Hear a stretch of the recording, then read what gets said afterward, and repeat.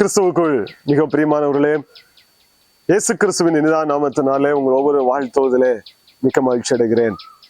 இந்த வேதம் வாசித்தீர்களா? இந்த ஜெபித்தீர்களா? இந்த குடும்ப ஜெபம் செய்தீர்களா? யோசித்துக் கொண்டே இந்த காணொலியை காணுங்கள். கனி கொடுக்கும் காலம் என்கிற இந்த காணொலி மூலமாக உங்களை சந்திப்பதிலே மிக்க மகிழ்ச்சியா இருக்கிறேன். இந்த லெந்து நாட்களிலே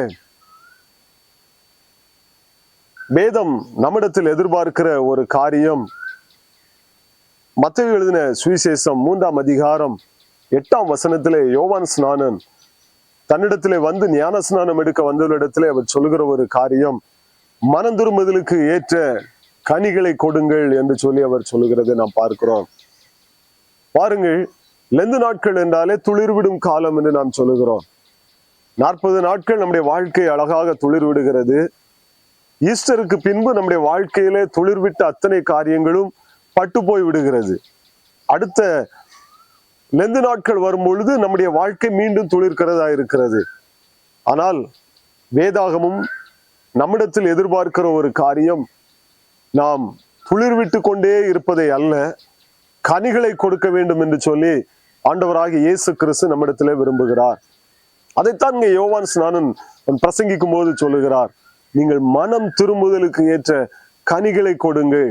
நான் மனம் திரும்பி விட்டேன், இயேசு கிறிஸ்துவை நான் விசுவாசித்து விட்டேன், இயேசு கிறிஸ்து என்னுடைய பாவங்களுக்காக அக்கிரமங்களுக்காக இரத்தம் சிந்தினார், ஜீவனை கொடுத்தார், அவர் மீண்டும் உயிரோடு எழும்பினார் என்பதை நான் விசுவாசிக்கிறேன் என்பதை வாயினால் அறிக்கை செய்வது மாத்திரமல்ல, நாம் கனி கொடுக்க வேண்டும். நான் மனம் திரும்பி விட்டேன் என்பதை கனிகளின் வழியாக நாம் காண்பிக்க வேண்டும் என்று சொல்லி ஆண்டுடைய வேதம் சொல்லுகிறது.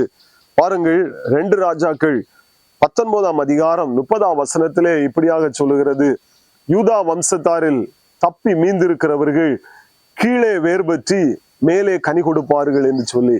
ஒரு மரம் இருக்கிறது என்று சொன்னால் அது கனி கொடுக்க வேண்டும். கனி கொடாத மரம் யாருக்கும் பிரயோஜனமற்றதாய் மாறி போகும்.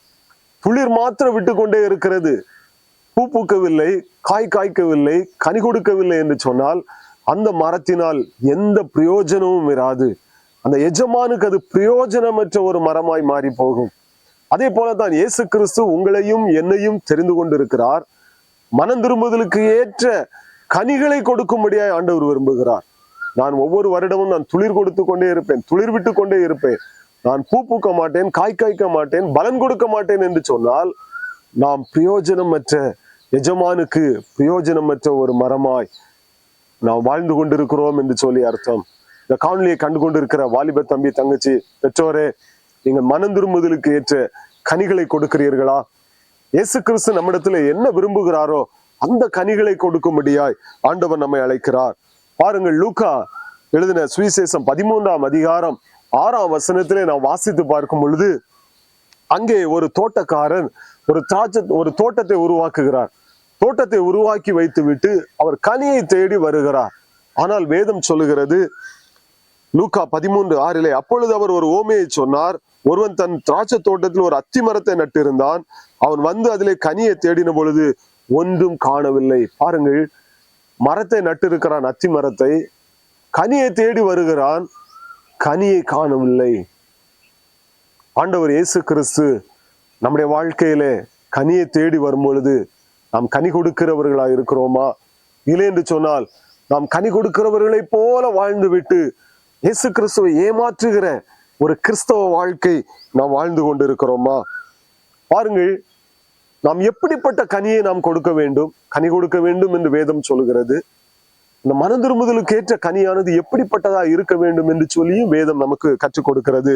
மத்தேயு எழுதின சுவிசேஷம் 3ஆம் அதிகாரம் 10ஆம் வசனத்திலே சொல்லப்பட்டிருக்கிறது, கோடரியானது இப்பொழுதே மரத்தின் வேறருகே வைக்கப்பட்டிருக்கிறது, நல்ல கனி கொடாத மரம் எல்லாம் வெட்டுண்டு அக்னியிலே போடப்படும் என்று சொல்லி வேதம் சொல்லுகிறது.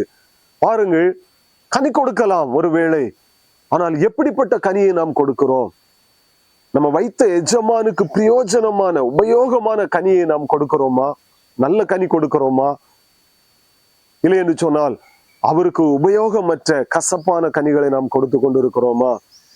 ஏசாயா 5ஆம் அதிகாரம் 1ஆம் வசனம் 2ஆம் வசனத்திலே சொல்லப்பட்டிருக்கிறது, ஆண்டவர் ஒரு திராட்சை தோட்டத்தை உருவாக்கி வைத்து அதிலே ஒரு திராட்சை தோட்டத்தின் ஆலையையும் ஒன்றை அவர் கட்டுகிறார். திராட்சை தோட்டத்தின் பலன் முதிர்ந்த வேளையில அவர் வந்து திராட்சை பழங்களை அறிந்து பாருங்கள், அதனால் திராட்சை பழ ரசத்தை எடுக்க வேண்டும் என்று சொல்லி அவர் முற்படுகிறார். ஆனால் வேதம் சொல்கிறது அந்த திராட்சை பழமோ கசப்பா இருந்தது, எஜமானுக்கு உபயோகமற்ற ஒரு கசப்பான கனியை கொடுத்தது என்று சொல்லி வேதம் சொல்கிறது.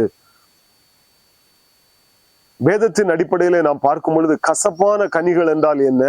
கலாத்தியர் 5ஆம் அதிகாரம் 19ஆம் வசனம் முதல் 21ஆம் வசனம் வரை நாம் வாசித்து பார்ப்போம் என்று சொன்னால், அங்கே கசப்பான கனிகளை குறித்து சொல்லப்பட்டிருக்கிறது. மாம்சத்தின் கிரியைகள் வெளியரங்கமாயிருக்கின்றன. அவையாவன விபச்சாரம், வேசித்தனம், அசுத்தம், காமவிகாரம், விக்கிரகாராதனை, பில்லி சூனியம், பகைகள், விரோதங்கள், வைராக்கியங்கள், கோபங்கள், சண்டைகள், பிரிவினைகள், மார்க்க பேதங்கள், பொறாமைகள், கொலைகள், வெறிகள், களியாட்டுகள் முதலானவைகளே. இப்படிப்பட்டவைகளை செய்கிறவர்கள் தேவனுடைய ராஜ்யத்தை சுதந்திரிப்பதில்லை என்று சொல்லி முன்னே நான் உங்களுக்கு சொன்னது போல இப்பொழுதும் உங்களுக்கு சொல்லுகிறேன் என்று சொல்லி பவுல் சொல்லுகிறார்.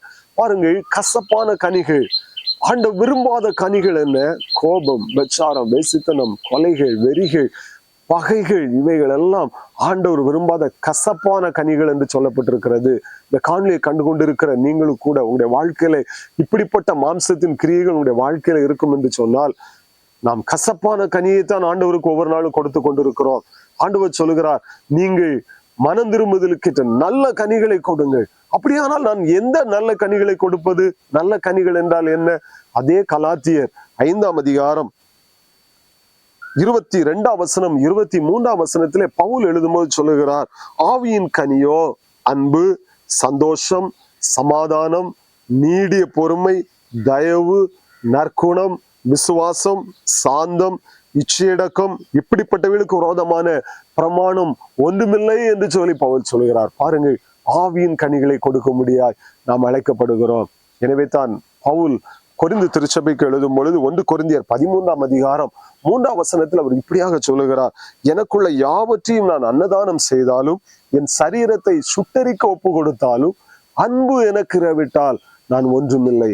ஒருவேளை வரங்களை நான் உடையவனாய் இருக்கலாம், தீர்க்க தரிசன வரத்தை உடையவன், குணமாக்கும் வரங்களை உடையவனாய் இருக்கலாம். எந்த வரங்களை உடையவனாய் இருந்தாலும் ஆண்டவராய் இயேசு கிறிஸ்து நீ வரங்களை உடையவனாய் இருக்கிறாயா என்று அவர் கேட்க மாட்டார். கனிகளை, நல்ல கனிகளை கொடுக்கிறாயா என்று சொல்லித்தான் கேட்பார். எனவே தான் பவுல் சொல்லுகிறார், அன்பு எனக்கு இராவிட்டால் நான் ஒன்றுமில்லை என்று சொல்லி அவர் சொல்லுகிறார். இந்த காணொலியை கண்டு கொண்டு இருக்கிற வாலிப தம்பி, தங்கச்சி, பெற்றோரே, உங்களுக்குள்ள இப்படிப்பட்ட ஆவியின் கனிகள், நல்ல கனிகள் இல்லை என்று சொன்னார், இன்றைக்கு ஆண்டுடைய சமூகத்தில் அர்ப்பணியுங்கள். ஆண்டவரே, இந்த லெந்து நாட்கள் என்னுடைய வாழ்க்கையை அர்ப்பணிக்கிறேன். நான் நீர் விரும்புகிற இந்த ஆவியின் கனிகளை கொடுக்க வேண்டும் ஆண்டவரே.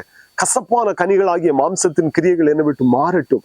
இது ஏதோ 40 நாள் மாத்திரமல்ல, என் வாழ்க்கை முழுவதும் கசப்பான கனிகளை இனி கொடாமல் நான் ஆவியின் கனிகளை கொடுப்பதற்கு எனக்கு உதவி செய்யும் என்று சொல்லி ஆண்டவரிடத்திலே கேட்பீர் என்று சொன்னார். கர்த்தர் உங்களுக்கு உதவி செய்கிற ஒரு தேவனாய் இருக்கிறார்.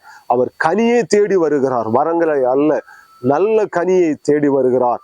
அவருக்கு நல்ல கனியை கொடுத்து அவரை நாம் மகிழ்ச்சி படுத்துவோம். கர்த்தர் தாமே நம்மையும் நம்முடைய குடும்பங்களையும் ஆசீர்வதித்து வழிநடத்துவாராக. ஆமென். God bless you.